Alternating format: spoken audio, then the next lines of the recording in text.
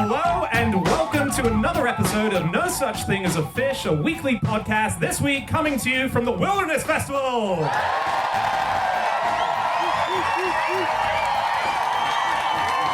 My name is Dan Schreiber. I'm sitting here with Andrew Hunter-Murray, James Harkin, and Anna Chizinski, and once again we have gathered around the microphones with our 4 favorite facts from the last 7 days, and in no particular order, here we go. We're going to start with my fact this week. My fact is that in 1957, America developed a shouting bomb that would lecture the enemy for 3 minutes as it dropped from the sky. When I get down there, you are in such trouble, mister.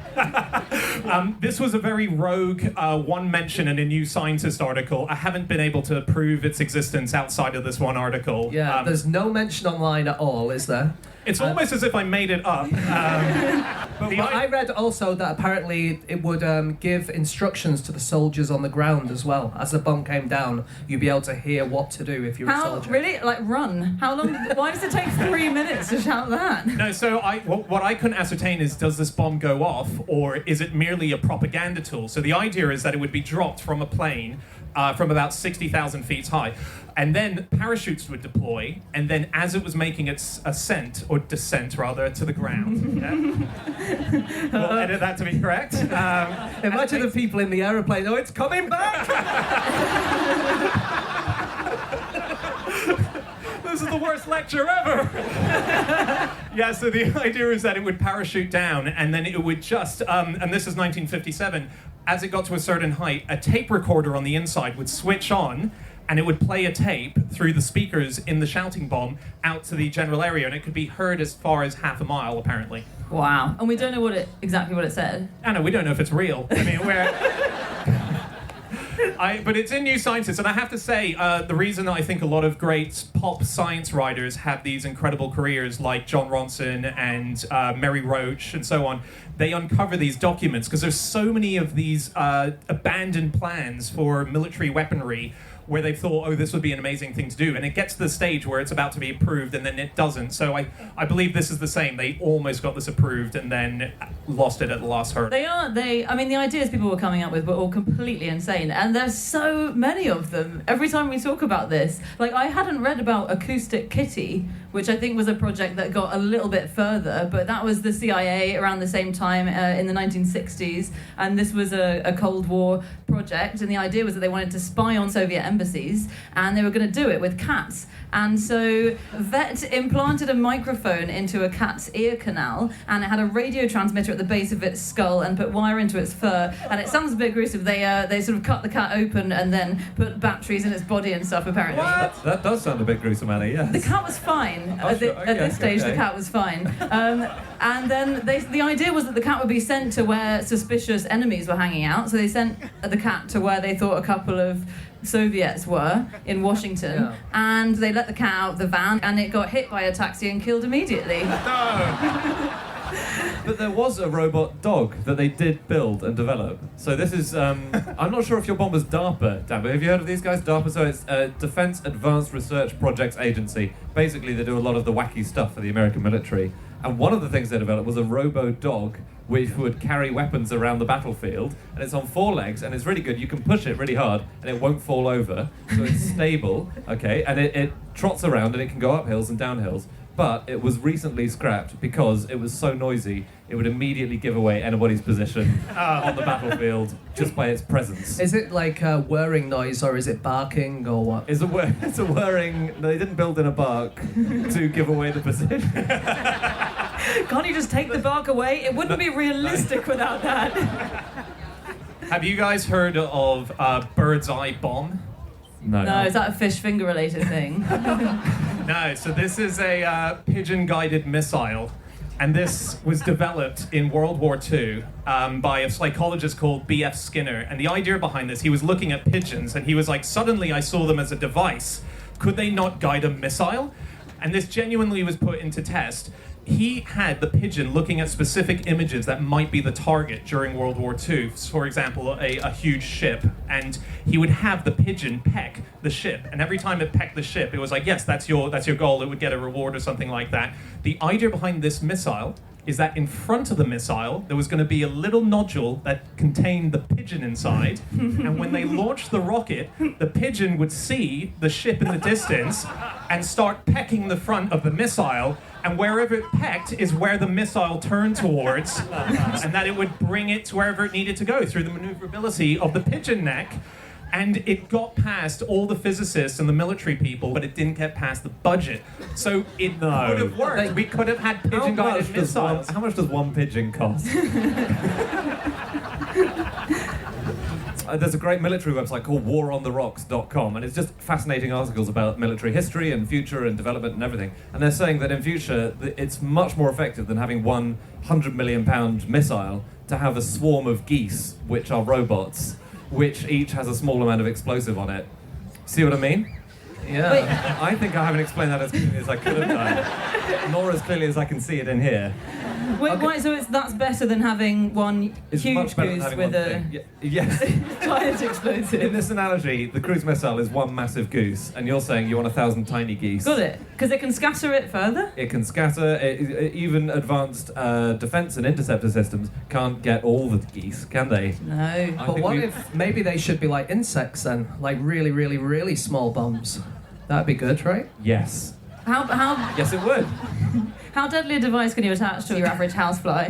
Yeah, that's a good point. There was a thing they did with insects, which was, it was called the harassing, annoying, and bad guy identifying chemical system. Right now. And what they would do is they put a chemical on a bad guy, and it was attracting insects, and so all the insects would fly near him, and they'd know which one the bad guy was.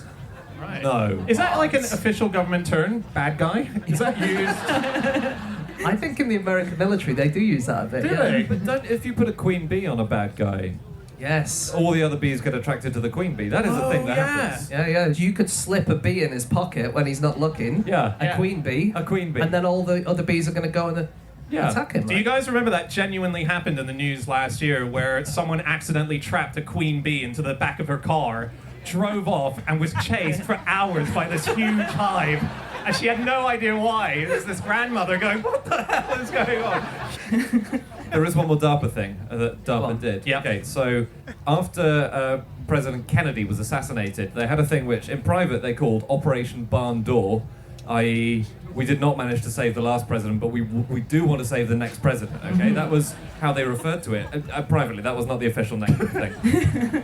But one of their ideas for saving the next president's life in the event of an assassination attempt, this is real, was to put a fake bulletproof sunshade on his head. You know, the sort of sun visor things that you have. Okay. But they said you would also have to spread fake weather reports to justify why he was wearing it. So he would be out in the rain, and they're going, it's a beautiful sunny day here. Right. That's amazing. That's how they think, these guys. That visor is only covering a little bit of his body, It isn't will it? cover really? about 2% of So the what they president's should body. really do is give him a bulletproof beekeeping suit, Yes. and then spread information that there's a queen bee around or something. Yeah. Did you guys know just one weapon that the US is developing now?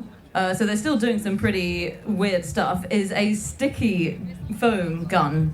So the idea is that it's a non-lethal thing that shoots sticky foam at the enemy, and it lands on the ground. And if you're driving something over it, or even if you're running over it, then you get stuck to it, and you can't continue to chase the enemy. And this was actually tried in Somalia in 1995 when they were trying to evacuate people from there. And so it's this taffy-like goo that it shoots out. It's shot from a hose. It's designed to fix the person's feet to the ground. At the moment, it's at a stage where people's feet can move faster than the glue actually works. So the best that could possibly happen was if you hit a person's thighs, his legs sometimes stuck together. But even then, if someone manages to run up to them and go under their legs, they'll be free, I believe. So, Yeah, that's the truth. yeah. All right, it is time for fact number 2, and that is James. Okay, my fact is that earlier this year, a book called 40 Minutes Late was returned to a library in San Francisco 100 years late. So cool. Is that the latest ever that a book's been No, returned? it's not. Often people say that George Washington is the latest ever. He didn't return it. It was returned 200 years after he borrowed a book. Oh, okay. Obviously, for obvious reasons, he didn't return it himself.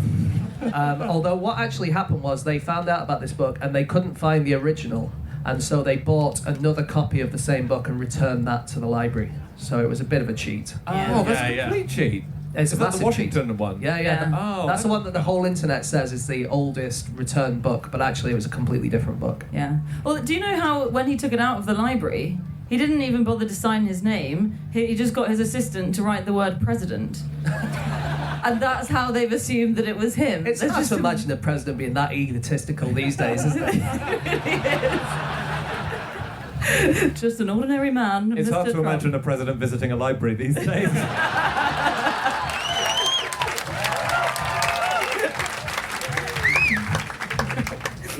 So what's the context of this? Oh yeah, that's a good point. This was just a book that was borrowed in 1917 by a lady called Phoebe Johnson, and they found the book and they gave it back, and there was a fine of $3,650 that she owed or her family owed, but they waived that.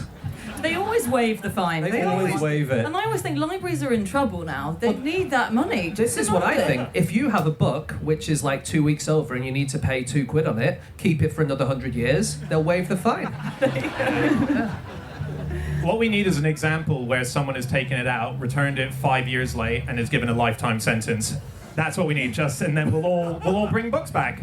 That's not what works best. So they have amnesties at libraries all the time. And those work better for getting people to return the fines, because people don't return them because they're afraid of the fine. And then the fine gets worse and worse, and then you're more afraid, so then you never return it. But lots of libraries... so last month, Sydney scrapped library fines from now until 2021, saying they don't work, reminders work better, please just bring the books back. And they've had 3 times as many returned. Is that right? Yeah. Apparently there are 25 million books that are officially missing from UK libraries. And that would take, at the current rate of publishing in this country, it'd take 135 years for that many books to be published. Yeah.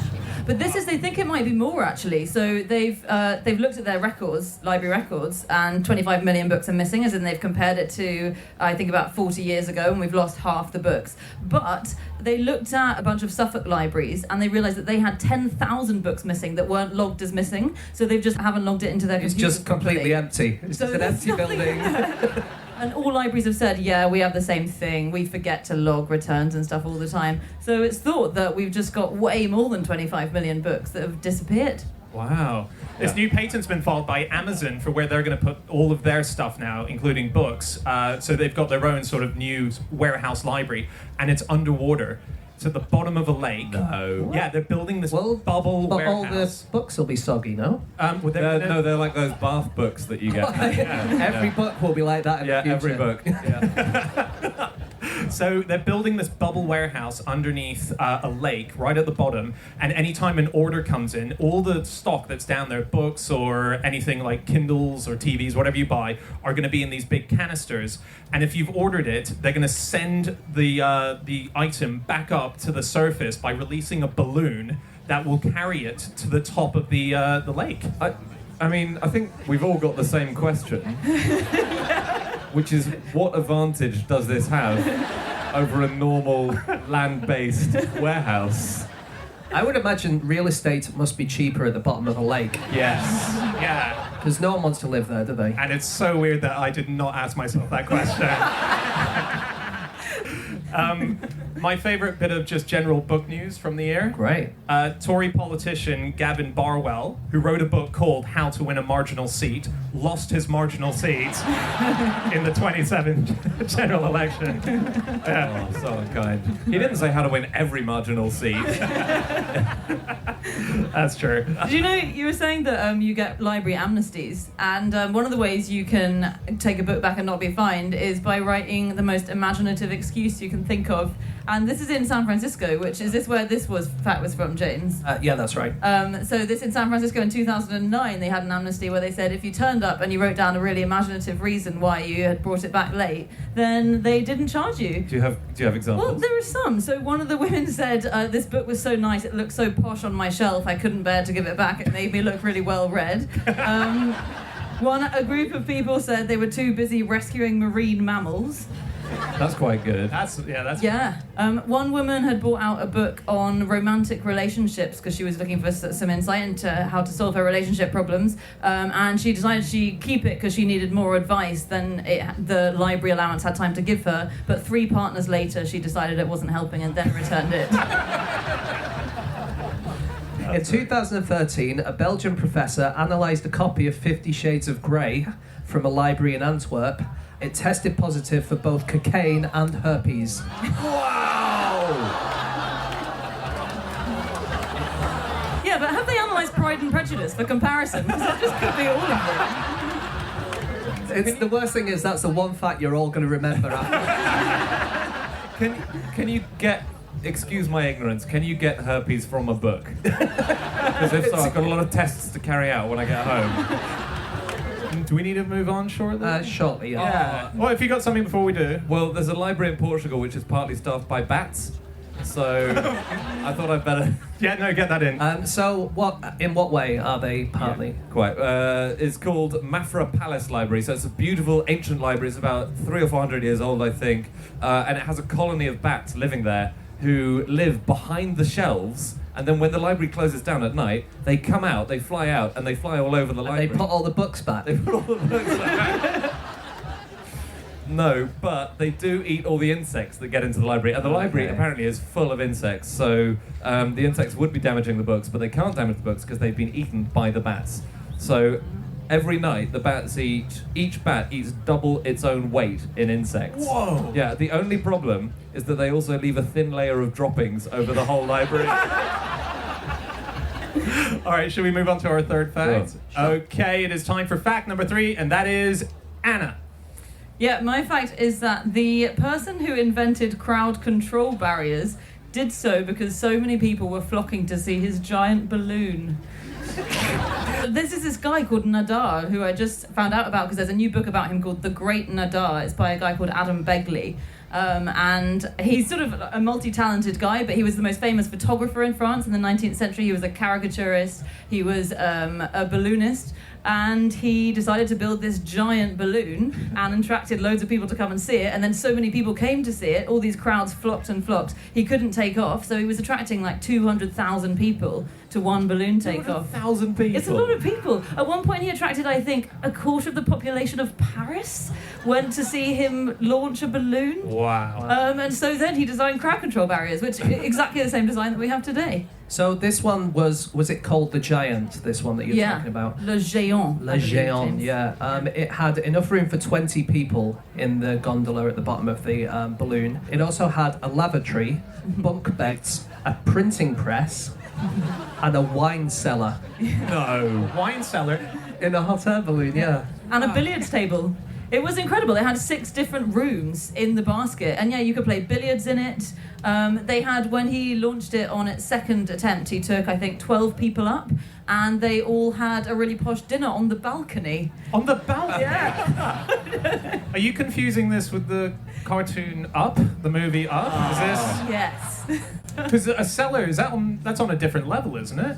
Well, it was 2 levels. It was 2. It was 2 levels? 2 Yeah. stories. It was like it was not like a bungalow. It was like 2 bungalows on top of each other. He invented the double bungalow? Wow. This guy is good. The thing is, I think it was the first time he said of it, it's the maiden voyage of the Giant. Everyone came to see it, and how many people did he say it was? It was 200,000 people. 200,000 people. But the inflation took so long, because it was the largest hot air balloon that had ever been built, that they were all really, really bored well before it was full. Yeah. And as it took off, they just silently watched it disappear into the sky. They didn't cheer at all, because they were so angry that their time had been wasted. Oh, really? Yeah. A similar thing happened in Leicester in 1864, where they had a hot air balloon. It took so long to go up, everyone got a bit bored. The police tried to sort out a little bit of a ruckus going on, and then someone got hit, and then a massive riot ensued. And then the guy who was running the hot air balloon decided, I'm not doing this anymore, made the hot air balloon go down, and everyone ran over, burnt it, ripped it up, and then paraded it through the streets of Leicester. Wow! And for a while, people from Leicester were called ballonatics. So, No. yeah, for most of the end of the 19th century, if you were from Leicester, people would call you a balloonatic. Why? Because if there was a riot happening on the ground and I had access to a hot air balloon, my instinct would be to get out of there. To let rip. Quickly! He just legged it, this guy. He was called Henry Coxwell. And he was quite famous balloonist before. He'd once gone up into the stratosphere to see how high he could go up in his hot air balloon.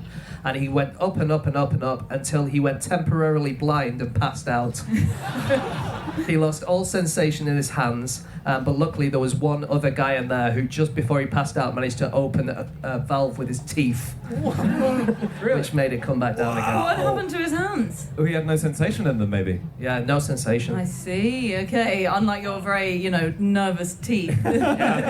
Or he liked a challenge. I guess Yeah. that's another thing. I was reading more about this Nadar guy. He's an extraordinary character. Oh, he's the best. He's my new favourite guy. Yeah, he's beyond ballooning. He's a huge pioneer of photography. So one of the things that he used to do in the hot air balloons was to effectively invent aerial photography. So facing over Paris, he used to go over fields, and he did it hundreds of times because he couldn't manage to get the exposure on the camera right, because the balloon kept moving, and obviously photos took a long time to capture the motion. And also, what he didn't know at the time was the gas that was heating the balloon was getting away and putting soot all over. So he'd come down, and there would just be black photos completely, and he'd be like, "I'm pretty sure it was daytime when I did this," and that was the reason for that. And then he also invented underground photography.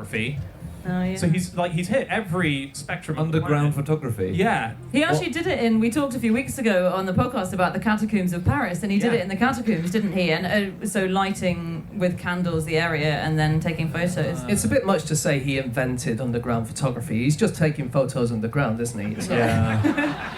It's like the wind-up radio. It's not really an invention. It's just two inventions stuck together. And also, I think you usually say he invented something when it's something we all recognise. It's not like we've all gone, God, can you imagine the world without underground photography? Yes. Okay, he took the invention of the camera and he took the person who invented underground and he smashed them together.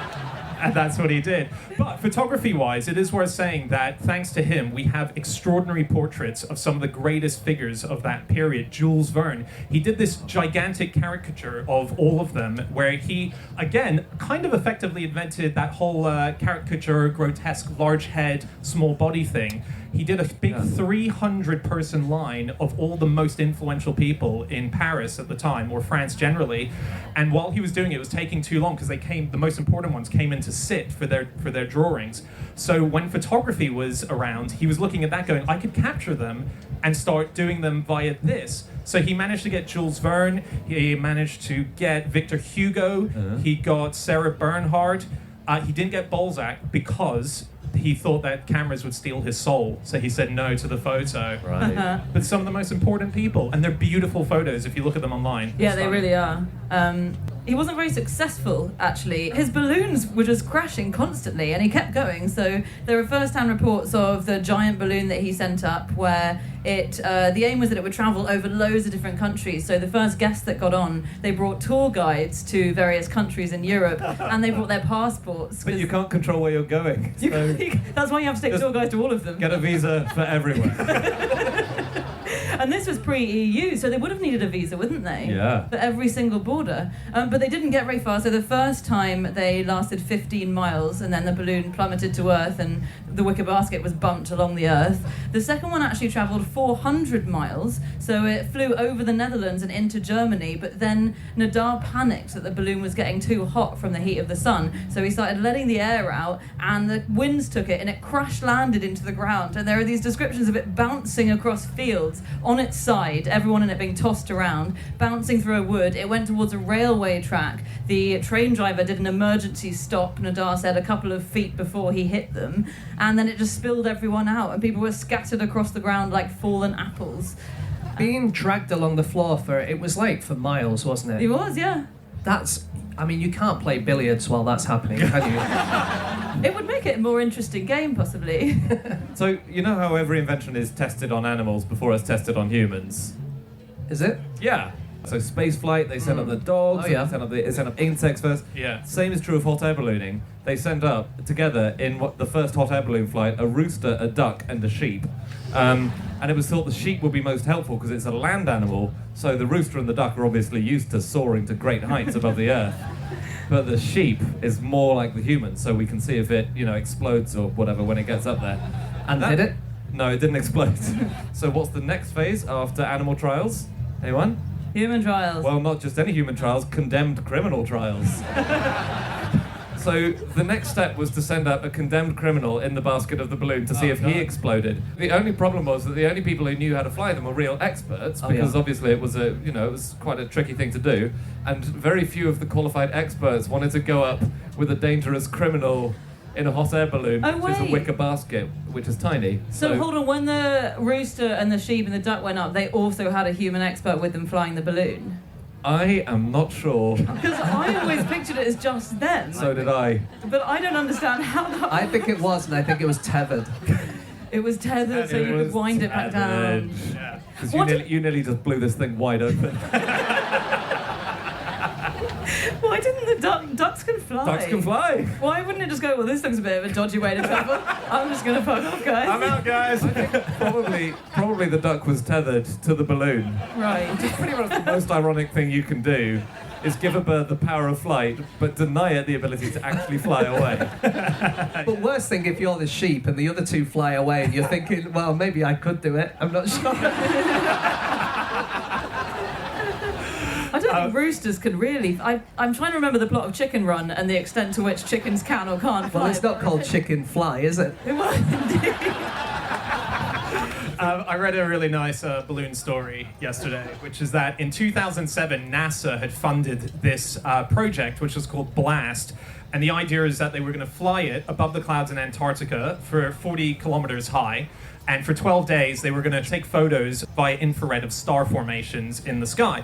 So it was up there via a balloon, 12 days, this big satellite. And then when the 12 days was done, they were bringing it back down. So they detached it from the balloon, and it fell towards the Earth, and then parachutes deployed. So they brought the parachutes, and they landed on Antarctica, and it was all fine, except just before it landed, there was meant to be an electronic device that snapped away the parachutes, but that failed. As a result, the parachutes were on the side, and a huge gust of wind came and picked up the parachutes, and they parasailed away from the researchers for 24 hours, non-stop. They eventually found it 2,000 kilometers away. But they didn't find it for a year because apparently NASA likes to paint everything white. And as a result, it was just camouflaged 2,000 miles away. Isn't that awesome? Wow. And so were they kind of like when you drop a crisp packet and it gets taken by the wind and you're constantly going after it? Did they chase it for a while? Were they running after this thing? When does that happen in your life? You know, when you drop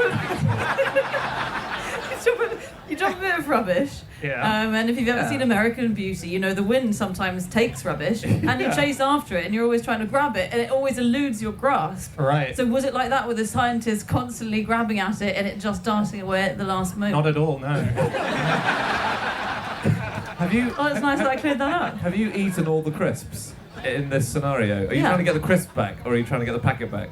I'm trying to get the packet back because I'm not a filthy litterer like some people, Andy. Why? I'm just.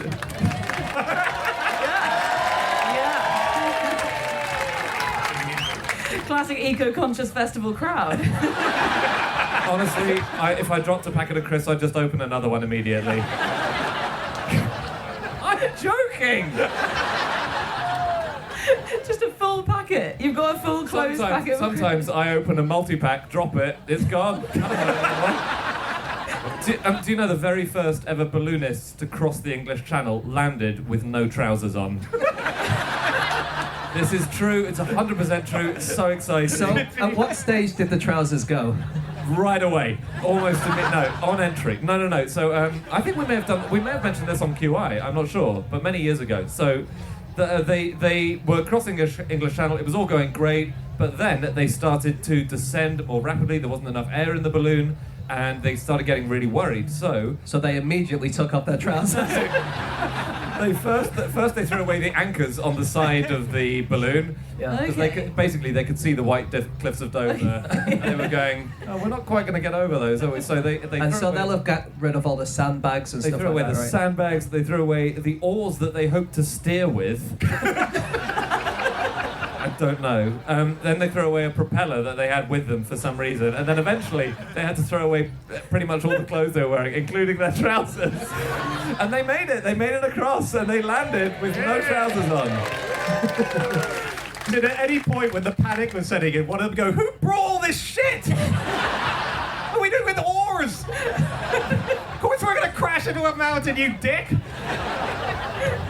So when they landed without trousers, did they all stay in the balloon, refusing to get out for the press conference? They said,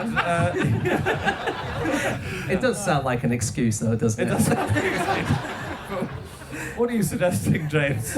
I'm suggesting that they took their trousers off for another reason. Right. And when the press turned up, they said, "Why have you done that?" And they said, "Well, we took our trousers off because of the thing." And they said, "Well, did you throw anything else?" And they're like, "Yeah, we threw out all the oars that we had." Okay, it is time for our final fact of the show, and that is Andrew Hunter Murray. My fact is that Volkswagen sells more sausages than cars. This is 100% true. It's unbelievable. It's unbelievable. I cannot believe I'd never heard this before. This Me was neither. sent in, by the way, by a guy called Mike Holden. So, Mike, if you're listening, thank you so much for sending us in.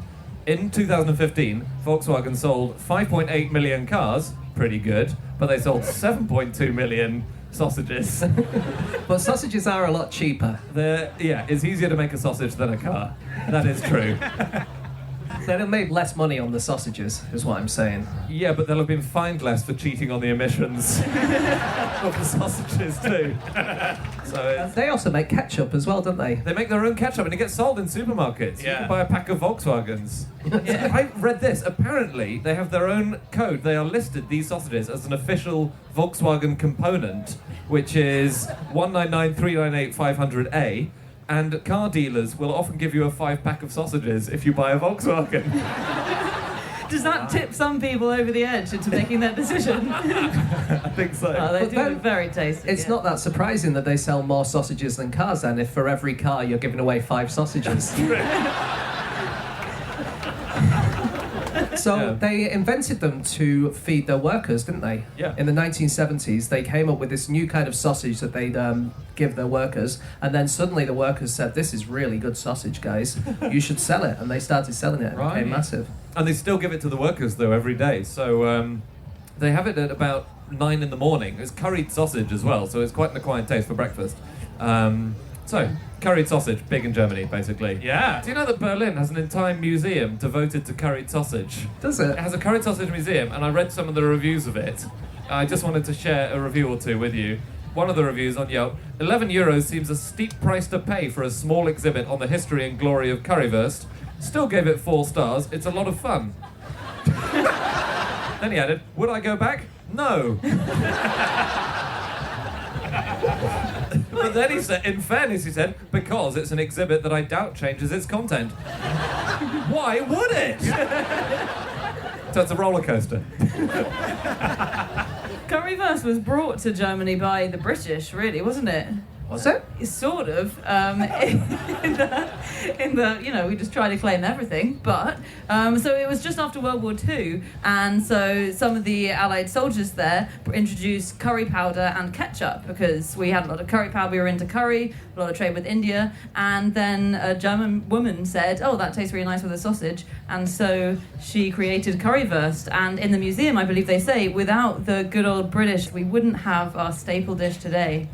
Ah. James, is inventing the curried sausage? No, it's not an is it invention. more or It's less just putting curry and sausage together.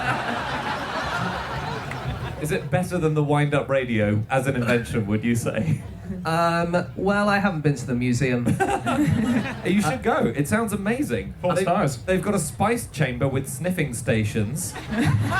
They've got audio stations playing currywurst themed songs. A virtual currywurst making game called Curry Up. And a sausage-shaped sofa. So I went onto a website, lovepork.co.uk. And I was disappointed to find. 4 stars, won't be going back. No, it's not what you might think. It's a non-departmental public body about the pork industry. But they have some fun facts about sausages.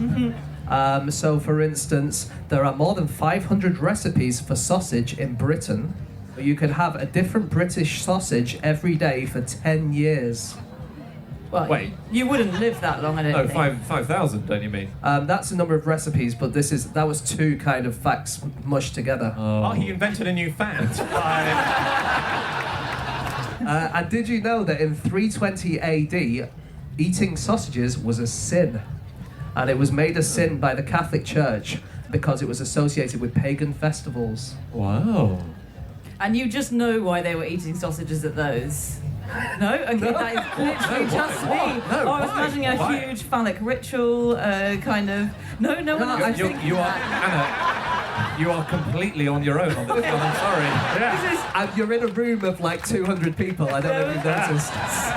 Surely one person here. There was one bit of support, I think. Yeah, one here. I don't need your pity, guys. I'm okay with being alone on this one. And the other thing about pagans and sausages is I went on the internet today and Googled pagan sausages, and I found out there's quite And a I was disappointed to find well, there's quite a few people online who seem to think that the word Jesus, when said backwards, is sausage. Oh, it's kind of... It is. Sausage. Sausage. So maybe that's a reason that it's an evil pagan thing. Sausage. That's like a Da Vinci Code moment, isn't it? Yeah. Jesus was a sausage. Can I tell you a little story from the BBC News website? All right, it's news from Northern Ireland from last week. Court reporters were a little taken aback when a self-confessed sausage thief tried to get on first-name terms with a judge at Belfast Magistrates Court. Belfast man Michael McNally, who has almost 300 previous convictions, was jailed after admitting a new spate of shoplifting, including the theft of 10 packs of sausages. His defence lawyer told the district judge, Fiona Bagnall, that McNally had managed to stay out of jail for 6 weeks, which he says is a record for him. As he was led to the cells, McNally called out to the judge, "That's okay, see you later, Fiona." Obviously crime is wrong, but on another level, what a guy. That's how many packs of sausages? He stole 10 packs of sausages. Because you couldn't Among other possibly things. get through those before they went off. Could you? You could freeze them. Freeze them. I'm more of a hand to mouth. I never use the freezer. Okay, that makes more sense. That's why you have such a crisp-based diet, isn't it? Do you know how long the longest sausage was? No. It was... Guys, it was 63 kilometres long. Sausage, Christ.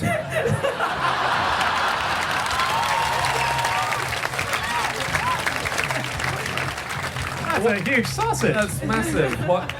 It's massive. Was it like a mistake in the factory where they meant to put the twist in between each one? That guy was off sick that day. No, it was a deliberate thing. It was to celebrate Romania Day in Romania, and it was 63 miles long. It's actually a bit disappointing. They never spread it out all the way, I don't think. So it was all curled around. Oh. But maybe they just didn't have a space long enough. Wow. Yeah. How far would you get outside? 60 kilometres from here. Yeah. Isn't that space? Yes. Yeah. No, it would be. Yeah, if you stood the sausage up, We'll get to space. you might hit the International Space Station. Is that right? Yes, it is. So that could be how they get there in future. Just climb the giant sausage. That makes sense. Wait, how At far what is point into did you space? Google the words "climb the giant sausage," James? Okay, there was a story. Right, you're Australian, Dan. Yeah. There was a story about the. So in Australia, when you vote, you get given a democracy sausage. This is what they call it. What? So if you turn up to vote, they have a load. Genuinely, they have barbecues at every polling Yeah. station in Australia. But during the last election, there was a massive faux pas by both leaders. This was in 2016. So Malcolm Turnbull, the Prime Minister, skipped the democracy sausage photo opportunity, presumably because he thought it might look silly or something. But get this, I cannot get my head around this. Opposition leader Bill Shorten committed a faux pas when he tried to eat his sausage and bun combination from the side rather than from the end. That Wow. is brilliant. What a monster! How would you even eat a... It's an exciting decision. Yeah. I'm calling it. This is an invention. Hey, we're gonna have to wrap up very shortly. Oh, yeah. So if you guys have anything before we go. I have one last thing, which Yeah. is that during the election campaign in America, the presidential campaign, a hot dog stand in Chicago sold a hot dog that they called the Trump footlong, which was actually a 3-inch long hot dog.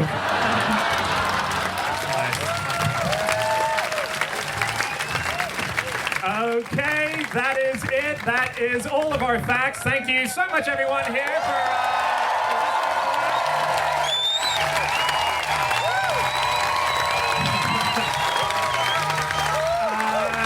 If you would like to get in contact with any of us about the things that we have said over the course of this podcast, we can be found on our Twitter accounts. I'm on @Schreiberland, James, At egg-shaped. Anna, You can email podcast@qi.com. and Andy. At Sausage Jesus.